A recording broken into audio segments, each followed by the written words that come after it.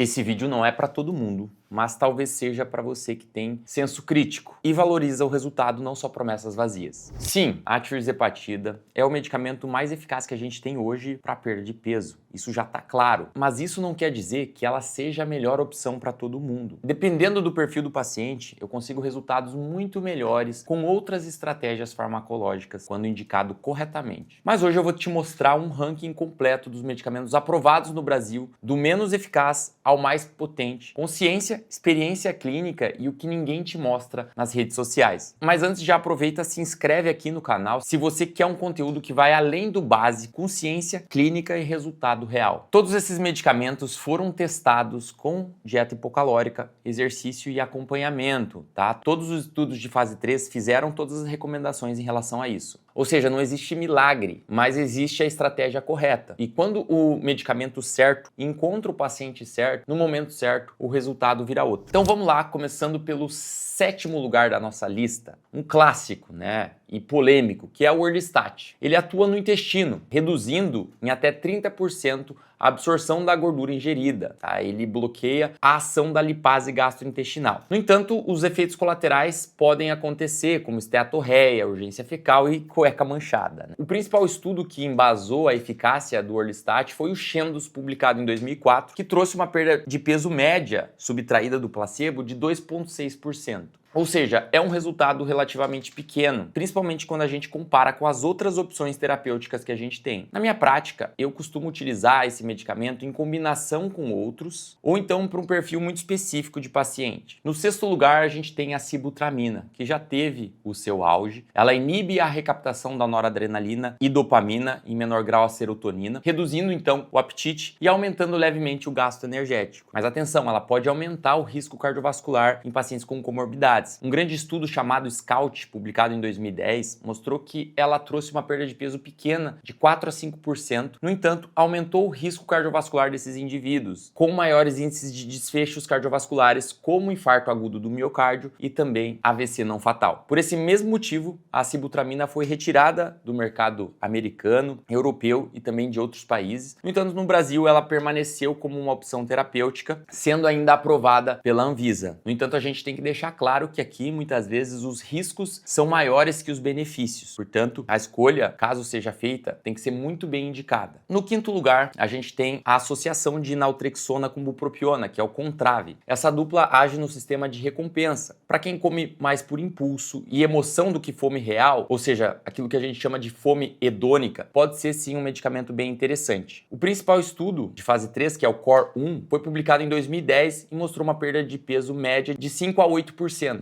Apesar de ter sido um efeito relativamente pequeno, para pacientes com esse padrão alimentar mais hedônico, eu costumo ter bons resultados. Trazendo um exemplo real meu. Paciente com TDAH em tratamento e episódios de descontrole alimentar à noite. Com a inclusão do Contrave, em 3 semanas esses episódios de descontrole alimentar noturno cessaram e ele conseguiu perder peso de forma expressiva. Em 4º lugar, a gente tem a liraglutida de 3 mg, a famosa Saxenda, primeiro análogo do GLP-1 aprovado para obesidade. Tem boa eficácia, especialmente em pacientes com resistência insulínica e um padrão mais beliscador. O estudo SCALE, publicado em 2015, mostrou uma perda de peso média de cerca de 8%. Detalhe, mais de 60% perderam mais de 5% do peso. Ou seja, é um fármaco eficaz, principalmente quando a gente utiliza para o paciente correto e, em alguns casos, combinado com outros medicamentos para gerar uma sinergia maior. No 3º lugar, a gente tem a fentermina associada ao topiramato, que é aprovado nos Estados Unidos para o tratamento da obesidade. No Brasil, essa formulação farmacêutica ainda não foi aprovada pela Anvisa. No entanto, algumas farmácias de manipulação fazem a fentermina manipulada, sendo possível, em alguns casos, a utilização dessa combinação. Esse medicamento combina um estimulante, que é a fentermina, derivada da anfetamina, com um neuromodulador. A fentermina estimula o sistema simpático, estimulando noradrenalina, enquanto o topiramato modula receptores GABAérgicos e também o paladar. O estudo CONQUER, publicado em 2011, mostrou uma perda média de 10% do peso corporal. E trazendo um caso real aqui para vocês, eu tive um paciente que fazia jejum intermitente intermitente, mas perdia o controle também à noite. E com essa combinação, a saciedade se manteve até a final do dia. Claro que eu poderia ter usado outras estratégias, mas de acordo com a anamnese, essa foi a melhor opção. E como resultado, ele teve aí cerca de 14 quilos perdidos em 3 meses de tratamento, sem passar por nenhuma dieta restritiva. E em segundo lugar, a gente tem a grande semaglutida, o Wegovy de 2,4 miligramas, também conhecido pelo nome comercial de Ozempic. Foi a grande queridinha das redes por muito tempo até a chegada do Mounjaro. Com razão, a aplicação semanal desse análogo do GLP-1 tem uma ótima tolerabilidade e uma boa eficácia a longo prazo. O estudo STEP 1, publicado em 2021, mostrou uma perda média de 14,9% do peso corporal. 86% dos pacientes perderam mais de 5% do peso e 69% perderam mais de 10% do peso. Assim como os outros análogos do GLP-1, melhora a saciedade, o autocontrole alimentar e reduz o apetite. Além disso, é muito seguro do ponto de vista cardiovascular. Pode ser interessante para muitos casos, principalmente para aquele perfil de paciente com um padrão mais hedônico ou mais beliscador, ou então com resistência à insulina. E em primeiro lugar, nós temos a queridinha, a tirzepatida, conhecida como Mounjaro, pelo nome comercial, vendido aí para o tratamento do diabetes, ou Zepbound, vendido para o tratamento da obesidade. É o nome mais falado hoje e o mais promissor. É um agonista duplo, ao contrário da semaglutida, que atua somente como um agonista dos receptores de GLP-1, a tirzepatida também atua nos receptores GIP, e isso gera um efeito sinérgico no controle do apetite. Para vocês terem uma ideia, no primeiro estudo de fase 3 para o tratamento da obesidade, esse medicamento trouxe uma perda de 15% com a dose de 5 miligramas e de mais de 20% na média com a dose de 15 miligramas por semana. E é um medicamento bem interessante porque, além de promover esse melhor controle alimentar, muitos pacientes conseguem também reduzir o consumo de outras drogas, como álcool, tabaco. Claro que isso ainda está em fases de estudo e a gente não prescreve exclusivamente para isso, mas é um efeito que eu tenho observado na minha prática com os pacientes. Diante de todas essas opções, a gente entende que não existe um remédio certo para todo mundo. Existe o remédio certo para você. Isso pode, às vezes, englobar mais de um medicamento combinado em doses menores, ou então algum desses medicamentos específicos. E nem sempre é o primeiro da lista. Às vezes o teu perfil pode se beneficiar mais de outra opção. Quando a prescrição leva em conta exames, sintomas, história e comportamento, o resultado vai além da média. E é isso que eu busco fazer na prática. E se você quiser entender mais ou passar comigo, os links estão na descrição. E se esse conteúdo fez sentido, compartilha e se inscreve aqui no canal, que isso me motiva a continuar produzindo conteúdo de qualidade para vocês. Grande abraço!